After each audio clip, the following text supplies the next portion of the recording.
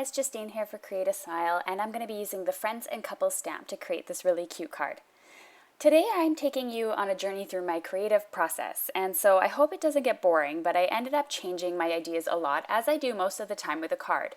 Now normally when I make my videos, I edit all these things out so that you don't have to go and watch a big long process and see all the things I ended up changing or deciding against, but I thought it might be a little bit informative to go through a creative process with me.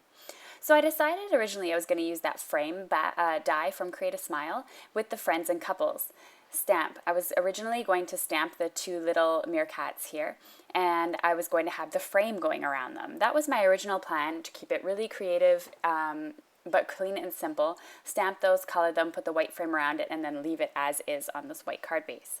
Now I stamped with Memento ink because I'm going to be using my Copic markers to color in these little guys here, these little critters. And as you can see, I ended up die cutting my frame, and it ended up not fitting over my image because the tails poked out on the side. So that's where I kind of had to realize, okay, I need to change my creative idea. So I took my Copic markers. I'm using N0, N2, and N4. I know there are a lot of different grays with Copics, and the reason why I was reading the other day is because when you want to color something in black or a really dark shade, you end up having to use grays to do that, because if you use just the 100 Copic marker, it's going to turn out really not very nice because it's going to cover all your lines that you stamped. So that's the reason why you end up having to shade grays. Now, there are different grays. There's the C series, the N series, and the W series, and they all do different things. Some are for doing like metals and metallics, so they're really good for robots and things. Some are good for critters, some are good for, using for clothing and things like that. So I'm going to speed you up here for my Copic process since I'm not doing anything too special. I'm just starting out with N0, going in with the N2 medium shade, darkening it up with the N4, and then just going through and shading and shadowing where I feel it's necessary. So I'm actually just going to show you one of the animals that I'm coloring, since both of them are just mirrored images of each other, and that would make it kind of boring if you had to watch both of them. So right now I'm going in with the N4 and I'm darkening it up in the darkest color, going back to blend it out using the N2 shade. And then I'm going to go in with my lightest shade, the N0, and try and blend those colors together.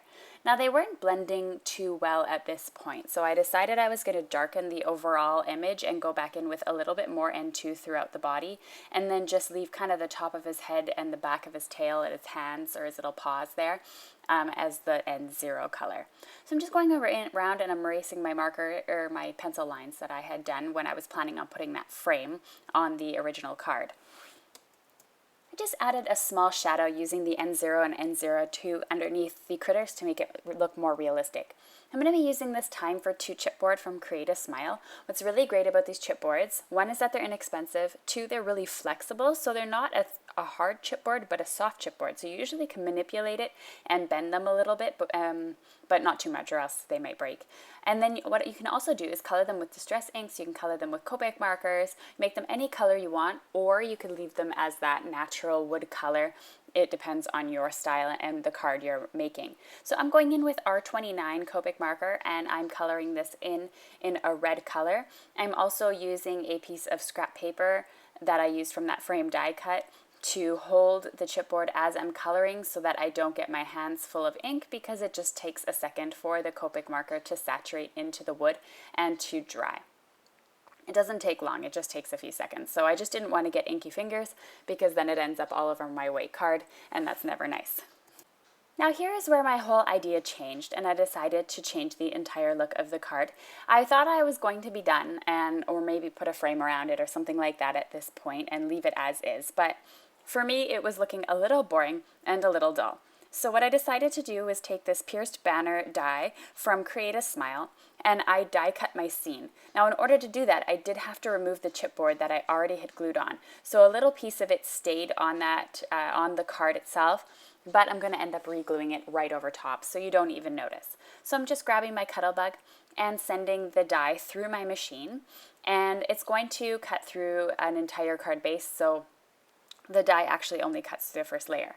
So I just popped out with my piercing tool all the little circles that were kind of stuck in there, and I restuck on the Time for 2 and created this really cute tag.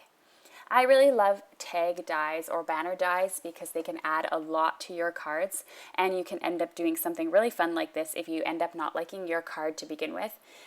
I'm using some paper from the Sending Sunshine kit, and you can buy that paper separately on the website, I believe, as well. I'm just not sure if it's available at the moment.